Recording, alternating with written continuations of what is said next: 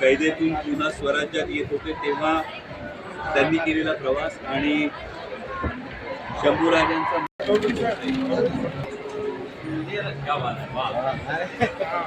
Yes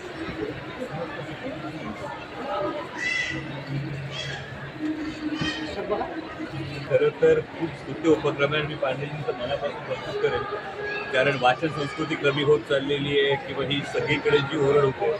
आत्ता जर 14 तारखेपासून सुरू असलेल्या या पुणे पुस्तक महोत्सवामध्ये तब्बल 15.5 लाखाहून अधिक पुस्तकांची विक्री झालेली आहे आणि त्यांचं म्हणणं जसं अजून 25 लाख पुस्तकं ही विकली जाणार आहेत. आणि ज्या पद्धतीनं इथं असणाऱ्या गर्दीमधली तरुणाईची जर संख्या बघितली तर पुन्हा एक अत्यंत आशादायक, अत्यंत दिलासादायक असं चित्र आहे. फार मोठ्या संख्येनं तरुणाई या पुस्तक प्रदर्शनात आहेत आणि या सुंदर उपक्रमासाठी मी सगळ्या आयोजकांचं मनापासून कौतुक करतो आणि आपल्या सर्वांना विनंती करतो की आपण आवर्जून या पुस्तक प्रदर्शनाचा लाभ घ्यावा. आणि जी वाचन संस्कृती कमी होत चालली, आपण काय म्हणतो वाचाल तर वाचाल, पण इतक्या मोठ्या संख्येनं वाचक अजूनही आहेत. हे नक्कीच सगळ्या लेखकांचं, प्रकाशकांचा हुरूप वाढवणारं हे चित्र आहे आणि हे चित्र समोर आणल्याबद्दल पुणे पुस्तक प्रदर्शनाच्या सर्व आयोजकांचं मी मनापासून अभिनंदन करतो, आभार मानतो.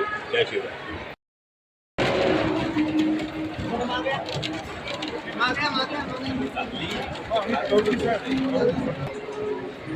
क्या बात है, वाह. येस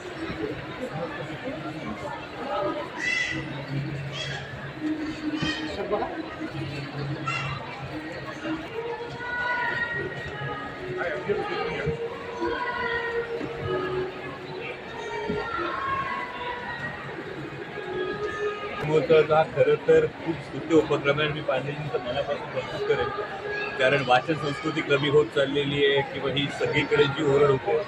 आत्ता जर 14 तारखेपासून सुरू असलेल्या या पुणे पुस्तक महोत्सवामध्ये तब्बल 15.5 लाखाहून अधिक पुस्तकांची विक्री झालेली आहे आणि त्यांचं म्हणणं जसं अजून 25 लाख पुस्तकं ही विकली जाणार आहेत. आणि ज्या पद्धतीनं इथं असणाऱ्या गर्दीमधली तरुणाईची जर संख्या बघितली तर पुन्हा एक अत्यंत आशादायक, अत्यंत दिलासादायक असं चित्र आहे. फार मोठ्या संख्येनं तरुणाई या पुस्तक प्रदर्शनात आहेत आणि या सुंदर उपक्रमासाठी मी सगळ्या आयोजकांचं मनापासून कौतुक करतो आणि आपल्या सर्वांना विनंती करतो की आपण आवर्जून या पुस्तक प्रदर्शनाचा लाभ घ्यावा. आणि जी वाचन संस्कृती कमी होत चालली, आपण काय म्हणतो वाचाल तर वाचाल, पण इतक्या मोठ्या संख्येनं वाचक अजूनही आहेत. हे नक्कीच सगळ्या लेखकांचं, प्रकाशकांचा हुरूप वाढवणारं हे चित्र आहे आणि हे चित्र समोर आणल्याबद्दल पुणे पुस्तक प्रदर्शनाच्या सर्व आयोजकांचं मी मनापासून अभिनंदन करतो, आभार मानतो. जय शिवराय.